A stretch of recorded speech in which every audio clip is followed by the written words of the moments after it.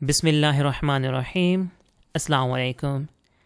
मैं हूं मोहसिन अहमद और आज के इस लेक्चर में हम रेपिटिशन स्ट्रक्चर फॉर लूप के बारे में सीखेंगे। हम सीखेंगे कि रेपिटिशन स्ट्रक्चर फॉर लूप क्या है, इसको कब, कहाँ और कैसे इस्तेमाल किया जाता है और ख़ास तौर पे इसको PHP में किस तरह से कोड किया जाता है। तो आए स्टार्ट करते हैं। रेपिटिशन स्ट्रक्चर प्रोग्रामिंग फंडामेंटल्स का एक कॉन्सेप्ट है। ये एक ऐसा कॉन्सेप्ट है जो कि आपको अलाउ करता है आप किसी भी एक स्पेसिफिक फंक्शनैलिटी को, किसी भी ब्लॉक ऑफ कोड को रिपीटेडली परफॉर्म कर सकते हैं। रेपिटिशन को अचीव करने के दो वेज हैं। सबसे पहले या तो हम मैनुअली कोड लिख के रेपिटिशन को अचीव कर सकते हैं, जैसे कि यहाँ अगर मैं एक फ़ाइल क्रिएट कर लूँ test.php और इस फाइल को हम अपने सर्वर पे भी एक्सेस कर लेते हैं। फॉर एग्जाम्पल, हमने यूज़र को वेलकम मैसेज देना है और हम वो welcome message number of times print करवाना चाहते हैं। Let's suppose welcome to the software, line break, and हम ये welcome message let's suppose 10 times print करना चाहते हैं। सो हमें मैनुअली 10 टाइम्स ये कोड लिखना पड़ेगा, 6, 7, 8, 9 एंड 10। सेव करें, रिफ्रेश करें तो आपके सामने 10 टाइम्स वेलकम मैसेज आ गया। बट ये रेपिटिशन हमने मैनुअली की है।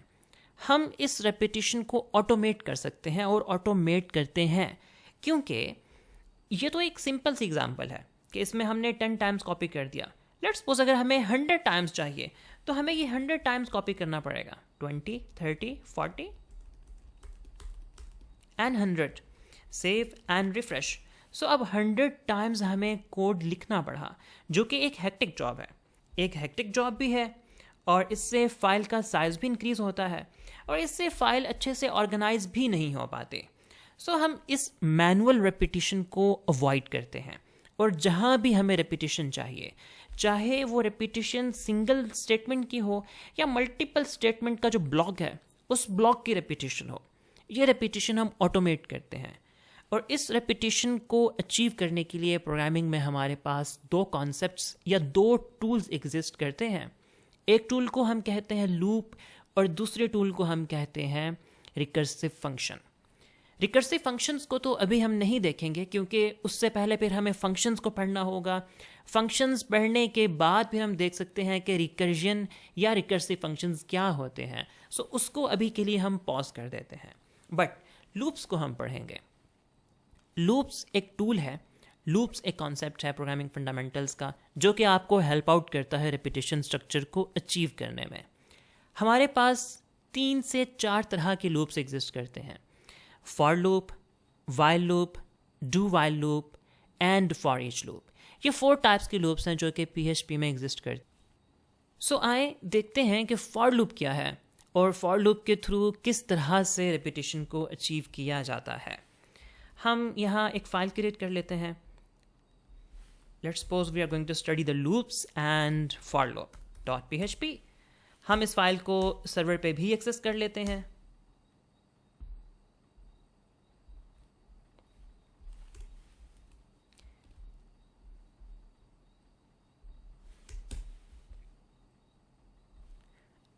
There you go. सो ये रही हमारे पास loop for डॉट PHP की फाइल। इसमें हम PHP का स्ट्रक्चर क्रिएट कर लेते हैं एंड लेट्स सपोज, जो कि हमने प्रीवियस एग्जांपल में मल्टीपल टाइम्स एक मैसेज प्रिंट किया यूज़र को वेलकम का, वही अगर हम लूप के थ्रू करना चाहें तो किस तरह से करेंगे। सो इसके लिए क्या होता है कि हमने जो एक्शन परफॉर्म करना होता है, लेट्स सपोज हमारे पास जो एक्शन था that was we were going to welcome a user.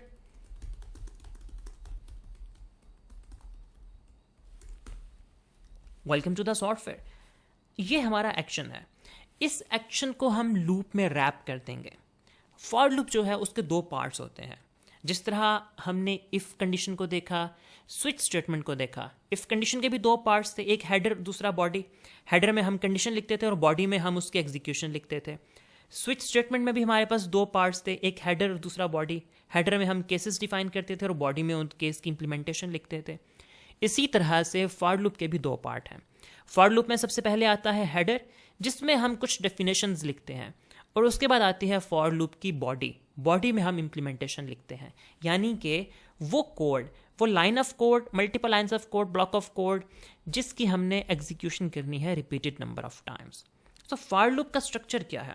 For loop का स्ट्रक्चर ये है कि फॉर लूप में आप पहले फॉर का कीवर्ड लिखते हैं और उसके बाद आप पेरेंथेसिस या स्मॉल ब्रैकेट्स यूज़ करते हैं, और स्मॉल ब्रैकेट्स के अंदर आपने 3 चीज़ें डिफाइन करनी होती हैं। पहली चीज़ को कहा जाता है इनिशियलाइजेशन। आप लूप की इनिशियलाइजेशन करते हैं, ये क्या है मैं इसको एक्सप्लेन करता हूँ। फिर उसके बाद आप एक कंडीशन डिफाइन करते हैं और उसके बाद पोस्ट बॉडी एक्शन होता है। इसके बाद फिर आप यहाँ पे ब्रैकेट्स पुट करते हैं और आ जाती है आपकी बॉडी ऑफ द लूप, जिसमें आपने वो स्टेटमेंट्स लिखनी होती हैं जिनकी आप रिपीटेडली एग्जीक्यूशन करना चाहते हैं। इसमें मोस्ट इंपॉर्टेंट जो 3 चीज़ें हैं वो ही हैं initialisation, condition and post body action. For loop का मैकेनिज्म यह है कि फॉर लूप आपसे एक स्टार्टिंग पॉइंट मांगता है जहाँ से लूप ने स्टार्ट होना है। एक्चुअली लूप की रेपिटिशन को डिफाइन करने के लिए हमें एक इनिशियलाइजेशन चाहिए होती है। फॉर एग्जाम्पल, अगर हम एक स्टार्टिंग पॉइंट लें 5 और एक एंडिंग पॉइंट लें 10, सो 5 से स्टार्ट करें और 10 तक जाएं तो कितने स्टेप्स बनेंगे? 5, 6, 7, 8, 9, 10, 6 स्टेप्स आ गए including 5 and 10। 5, 6, 7, 8, 9, 10, so we got 6 steps, और यू कैन से दैट हमारे पास 6 आइट्रेशंस आ गए हैं। 6 टाइम्स हम लूप को एग्जीक्यूट कर सकते हैं। सो कुछ इसी तरह का मैकेनिज्म हमने यहाँ इंप्लीमेंट करना होता है कि यहाँ हम इनिशियलाइजेशन बताते हैं और यहाँ हम कंडीशन बताते हैं कि एंडिंग पॉइंट क्या है उसका, और उसके बाद आता है पोस्ट बॉडी एक्शन। इसको हम बाद में देखते हैं। लेट्स सपोज हम एक वेरिएबल ले लेते हैं $i और $a is equal to 0. $a is equal to 0 and $a is less than, let's suppose, 10. सो अब हमने 2 चीज़ें डिफाइन कर ली, एक इनिशियलाइजेशन कर ली एक वेरिएबल की, और दूसरा उस वेरिएबल पे कंडीशन अप्लाई कर दी।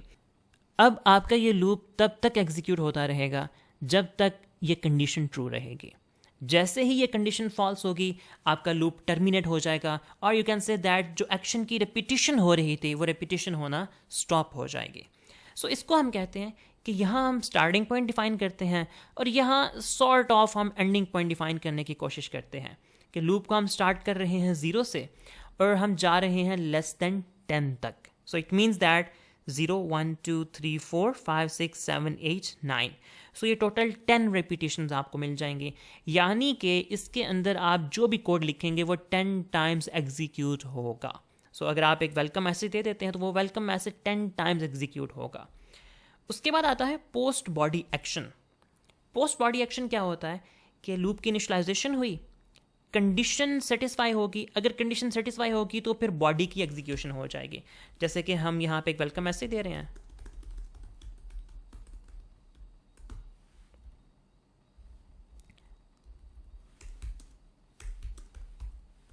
Sort of this.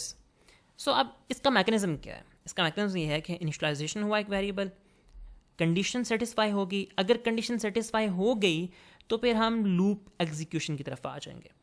जब लूप की बॉडी एक टाइम एग्जीक्यूट हो जाएगी तो उसके बाद होगा पोस्ट बॉडी एक्शन, कि बहुत इंपॉर्टेंट है। पोस्ट बॉडी एक्शन में हम इस वेरिएबल में चेंजेस लेके आते हैं, क्योंकि अगर हम इस वेरिएबल में चेंज नहीं लेके आएंगे तो ये वेरिएबल तो हमेशा 0 रहेगा, एंड 0 इज़ लेस देन 10, और 0 तो हमेशा ही लेस देन है 10 से। अब जब ये वेरिएबल हमेशा 0 ही रहेगा तो ये लूप आपका हमेशा एग्जीक्यूट होता रहेगा, क्योंकि ये वेरिएबल हमेशा 0 रहेगा और ये कंडीशन हमेशा ट्रू होती रहेगी। अब जब तक कंडीशन ट्रू होती रहेगी तब तक लूप एग्जीक्यूट होता रहेगा। हाँ, हमें कुछ ऐसा मैकेनिज्म बनाना होता है कि हम इस वेरिएबल में वेरिएशन लेके आ सकें। सो हम क्या करते हैं, हम सिंपल सा एक एक्शन परफॉर्म करते हैं। इस वेरिएबल में हम एक इंक्रीमेंट कर देते हैं। इंक्रीमेंट मीन्स कि अगर वेरिएबल की वैल्यू 0 है तो वेरिएबल की वैल्यू 1 हो जाए, 1 है तो 2 हो जाए, 2 है तो 3 हो जाए, 3 है तो 4 हो जाए। सो अब देखिएगा, a is equal to 0, a is less than 10, yes true. So body execute हो गई। बॉडी एग्जीक्यूशन के बाद यहाँ आ गए, a की वैल्यू 0 थी तो 0 से क्या हो जाएगी, 1 हो जाएगी। इनिशियलाइजेशन जो है ना, ये सिर्फ पहली बार एग्जीक्यूट होती है, ये अगेन एंड अगेन एग्जीक्यूट नहीं होती। फर्स्ट टाइम ये एग्जीक्यूट होगी और उसके बाद यूँ समझ लें कि यहाँ से रिमूव हो गया। उसके बाद सिर्फ आपकी कंडीशन चेक होगी, condition body action, condition body action का एक लूप स्टार्ट हो जाता है हमारे पास। सो ए की value 0, 0 is less than 10, yes हम बॉडी एग्जीक्यूट करवा देंगे। और उसके बाद ए की वैल्यू 0 से हो जाएगी 1, 1 is less than 10, yes body execute होगी और ए की वैल्यू 1 से हो जाएगी 2, 2 is less than 10, yes body execute होगी एंड वैल्यू हो जाएगी 3, 4, 5, 6, 7, 8, 8 इज लेस देन 10, यस तो बॉडी एग्जीक्यूट होगी और 8 इंक्रीमेंट होके 9 हो जाएगा। 9 is less than 10, yes still true, body execute होगी और ये 9 इंक्रीमेंट होके 10 हो जाएगा। 10 इज लेस देन 10, नो, यहाँ पे कंडीशन आपकी फॉल्स हो जाएगी। जैसे ही कंडीशन फॉल्स होगी आपका लूप टर्मिनेट हो जाएगा और ये जो एग्जीक्यूशन हो रही थी रिपीटेशन की ये स्टॉप हो जाएगी। सो इस तरह से हम एक स्टार्टिंग पॉइंट डिफाइन करते हैं और एक हम सॉर्ट ऑफ यू कैन से एक एंडिंग पॉइंट डिफाइन करते हैं और उसके दरमियान हम लूप कर लेते हैं। सो इसको सेव करते हैं। अब आप देखें मैंने यहाँ सिर्फ एक बार ये कोड लिखा है, बट इसकी जो आउटपुट है वो हमारे पास 10 टाइम्स है, 1, 2, 3, 4, 5, 6, 7, 8, 9 एंड 10। सो 10 टाइम्स हमें एग्जीक्यूशन मिल गई। सिंपल है फॉर लूप इतना कॉम्प्लेक्स नहीं है। अगर आप इस सिंपल से मैकेनिज्म को समझ लें, आपने यहाँ पे इनिशियलाइजेशन करवानी है, उसके बाद एक कंडीशन है कि जो कंडीशन जब तक सेटिस्फाई होती रहेगी तब तक आपकी लूप एग्जीक्यूट होती रहेगी। और उसके बाद पोस्ट बॉडी एक्शन है कि एक एग्जीक्यूशन होगी तो उसके बाद आपका जो वेरिएबल है जिस पे कंडीशन डिपेंड कर रही है उसको आपने चेंज करना है, उसमें वेरिएशन लेके आनी है। अब ये वेरिएशन सिंपल भी हो सकती है या ये वेरिएशन कॉम्प्लेक्स भी हो सकती है। जैसे कि यहाँ पे हम 1 इंक्रीमेंट कर रहे हैं, 1 की बजाय अगर हम 2 इंक्रीमेंट करना शुरू कर दें, a is equal to a plus 2, कि a में पहले जो कुछ है उसमें +2 कर दिया जाए। सो अब क्या होगा, अब देखें a की वैल्यू 0 है, 0 पे एग्जीक्यूशन हो गई क्योंकि 0 इज लेस देन 10। अब a की वैल्यू क्या हो जाएगी, 0 से +2 होके 2 हो जाएगी, 2 is less than 10, true, so body execute हो जाएगा। फिर a की वैल्यू 2 से 4 हो जाएगी क्योंकि अब हर बार हम 2 का इंक्रीमेंट कर रहे हैं, सो हम 10 तक जल्दी पहुंच जाएंगे। सो अब हमारे पास 10 नहीं बल्कि 5 आइट्रेशंस आ जाएंगे, 1, 2, 3, 4 एंड 5, क्योंकि हमारी लूप इस चीज़ पर डिपेंड नहीं कर रही कि पोस्ट बॉडी एक्शन क्या है। हमारी लूप तब तक एग्जीक्यूट होगी जब तक हमारी ये कंडीशन सेटिस्फाई हो रही है। जब ये कंडीशन सेटिस्फाई होना स्टॉप हो जाएगी लूप भी स्टॉप हो जाएगा। अगर आप यहाँ पे 5 का इंक्रीमेंट कर दें तो ये लूप सिर्फ 2 टाइम्स एग्जीक्यूट हो पाएगी। क्यों? क्योंकि यहाँ पे सबसे पहले 0 है, 0 इज लेस देन 10, यस तो एग्जीक्यूशन हो जाएगी। फिर हम 5 का इंक्रीमेंट कर रहे हैं तो ये 0 से 5 हो जाएगा, 5 इज लेस देन 10, यस तो सेकंड टाइम भी बॉडी एग्जीक्यूट हो जाएगी और फिर हम पोस्ट बॉडी एक्शन पे आ जाएंगे। सो ये 5 से अब 5 + 5 10 हो जाएगा, 10 is less than 10, no, so loop हमारा टर्मिनेट हो जाएगा।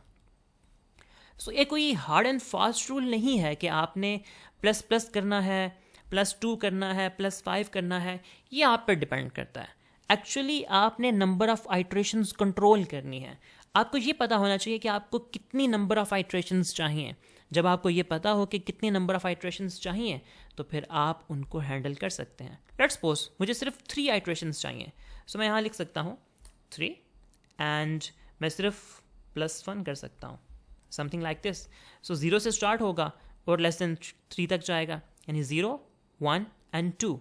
सो इन 3 नंबर्स पे मेरी आइट्रेशन जो है, कंडीशन जो है वो सेटिस्फाई हो जाएगी और आइट्रेशन वर्क करना शुरू कर देगी। इसको सेव करते हैं, रिफ्रेश करते हैं and you can see that हमारे पास 3 आउटपुट्स आ चुकी हैं। इस तरह से हम आइट्रेशंस करके रेपिटेशन को अचीव करते हैं। इसमें अब मेन क्वेश्चन ये है कि हम लूप को कब कहाँ इस्तेमाल करेंगे। हमें कैसे पता चलेगा कि यहाँ हमने लूप यूज़ करना है या नहीं करना। जैसे हमने कंडीशनल स्टेटमेंट के कॉन्टेक्स्ट में देखा कि जहाँ भी हमारे पास मल्टीपल ऑप्शंस हों और उन ऑप्शंस में से कोई एक ऑप्शन चूज़ करना हो तो वहाँ हम कंडीशनल स्ट्रक्चर इंप्लीमेंट करते हैं, चाहे हम स्विच केस यूज़ करें, चाहे हम इफ एल्स यूज़ करें या हम टर्नरी ऑपरेटर यूज़ करें। सो अब ये हमें कैसे पता चलेगा कि कहाँ हमने लूप यूज़ करना है। सो इसका सिंपल सा एक मैकेनिज्म याद रखिएगा, सिंपल सा रूल याद रखिएगा। जहाँ भी आपने सेम एक्शन रिपीटेडली करना हो या आपने कहीं कोई सीरीज़ अचीव करनी हो या कहीं आपने सीक्वेंस अचीव करना हो।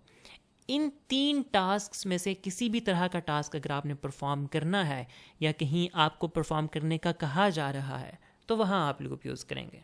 मैं अगेन रिपीट कर रहा हूँ, आपने same task same action repeatedly करना हो, आपने कहीं सीक्वेंस ऑफ एक्शंस करने हो या आपने कहीं सीरीज ऑफ एक्शंस परफॉर्म करने हो, तो इन तीनों सिचुएशन सिनेरियोज में आप लूप इम्प्लीमेंट करेंगे। मैं आपको इसकी एक एग्जांपल देता हूँ।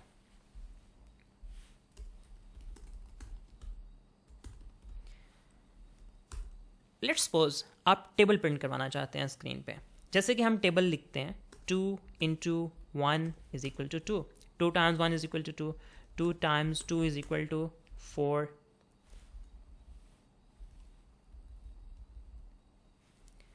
2 times 3 is equal to 6, 2 times 4 is equal to 8, 2 times 5 is equal to 10 and up to so on. So अब ये देखिए कि आप यहाँ पे एक ही प्रोसेस को अगेन एंड अगेन लिख रहे हैं। हाँ, इसमें वैल्यूज़ चेंज हैं, हर स्टेप पे, हर स्टेज पे, हर लाइन पे वैल्यूज़ ज़रूर चेंज है, लेकिन स्टेप एक ही है। और वो स्टेप क्या है? मल्टीप्लिकेशन। यहाँ भी मल्टीप्लिकेशन हो रही है, यहाँ भी मल्टीप्लिकेशन हो रही है, यहाँ भी मल्टीप्लिकेशन हो रही है, यहाँ भी, and up to so on. So यहाँ पे अब हमारे पास एक्शन एक ही है जिसको हमने परफॉर्म करना है रिपीटेडली। हाँ, उस एक्शन की वैल्यूज़ चेंज हो रही हैं, दैट इज़ समथिंग। इसको हम लूप के थ्रू अचीव कर सकते हैं। इंस्टेड ऑफ राइटिंग कि हम इसको 10 टाइम्स या 20 टाइम्स या 30 टाइम्स मैनुअली राइट करें, उसकी बजाय हम इसको रेपिटेशन के थ्रू अचीव कर सकते हैं। सो आइए मैं आपको बताता हूँ स्टेप बाय स्टेप किस तरह से हम रेपिटेशन को अचीव करेंगे एक रियल टाइम सिनेरियो में। हम ऐसे करते हैं कि एक सिंगल ऑपरेशन को प्रॉपर लिख लेते हैं। 2 multiply by 1 is equal to, concatenate करेंगे हम यहाँ पे 2 मल्टीप्लाई बाय 1 और उसके बाद कैनकेटिनेट करके हम लाइन ब्रेक कर देंगे कुछ इस तरह से। सेव करें, रिफ्रेश करें। सो हमारे पास एक आउटपुट आ गया 2 multiply by 1 is equal to 2। अब इसी एक्शन पे हम रिपीटिशन परफॉर्म करेंगे। हमें पता है नॉर्मली हम जब टेबल लिखते हैं तो हम 10 टाइम्स टेबल लिखते हैं। सो उसी को हम कॉपी करेंगे और हमें चाहिए फॉर लूप। फॉर लूप में हमें आइट्रेशन चाहिए 10 टाइम्स और हमें आइट्रेशन चाहिए 1 से लेके 10 तक। हम यहाँ पे a को डिफाइन कर लेते हैं, a is equal to 1, a is less than और equal to 10 and a plus plus, और you can say that is equal to a plus 1। ये दोनों एक ही हैं। नॉर्मली हम a प्लस प्लस लिखते हैं क्योंकि ये एक सिंपल वे है। उसके बाद हमारे पास ये जो एक्शन है इसको हम लूप के अंदर लिख देंगे। सेव करेंगे, रिफ्रेश करेंगे, यू कैन सी दैट कि हमारे पास 10 टाइम्स एक एक्शन आ गया। 2 into 1 2, 2 into 1 2, 2 into 1 2, 2 into 1 and up to so on. अब यहाँ पे डिफरेंस क्या है? डिफरेंस ये है कि हमें चाहिए डायनामिक टेबल जबकि हमने प्रिंट कर लिया है स्टैटिक टेबल। डायनामिक मीन्स कि हर स्टेज पे इसकी वैल्यूज़ डिफरेंट होनी चाहिए। 2 into 1 2, 2 into 2 4, 2 into 3 6, 2 into 4 8। इसके लिए क्या करेंगे? इसके लिए हम ये करेंगे कि हमें जहाँ पे हमने 1 लिखा, हमें यहाँ स्टैटिकली 1 नहीं लिखना, बल्कि हमें यहाँ पे लिखना है 1 2 3 4 5 6। और हमें पता है हमारे पास 1 2 3 4 5 6 की वैल्यूज़ हैं। वो कहाँ हैं? वो वेरिएबल a के पास है। देखें, फर्स्ट आइट्रेशन में a की वैल्यू क्या है? 1। 1 is less than equal to 10, yes true, body execute हो गई। एग्जीक्यूशन के बाद a की वैल्यू क्या होगी? 1 से 2 पे स्विच होगी। अब a की वैल्यू क्या है? 2। 2 is less than equal to 10, yes true, body execute हो जाएगी। उसके बाद वापस आएंगे पोस्ट बॉडी एक्शन पे। सो a की वैल्यू 2 से 3 हो जाएगी, फिर 3 से 4 5 6। इस लूप के अंदर ये जो a है, इस a की वैल्यू चेंज हो रही है। वैल्यू कभी 1 हो रही है, फिर 2 हो रही है, फिर 3 हो रही है, फिर 4 हो रही है, फिर 5 हो रही है, फिर 6 7 8 9 10 हो रही है। इस वेरिएबल को यूज़ कर सकते हैं हम लूप के अंदर। हम यहाँ यूज़ कर लेते हैं इस 1 की जगह पे वेरिएबल a को। सेव करते हैं और रिफ्रेश करते हैं। Now you can see that 1 2 3 4 5 6। अब डिफरेंस कहाँ पे रह गया? डिफरेंस यहाँ पे रह गया कि जो रिजल्ट है हमारे पास मल्टीप्लिकेशन का वो स्टैटिक है। अब उसको डायनामिक कर लेते हैं। तो जहाँ पे हमने मल्टीप्लिकेशन में 1 लिख दिया, इसकी जगह पे हम वेरिएबल लिख लेंगे $a।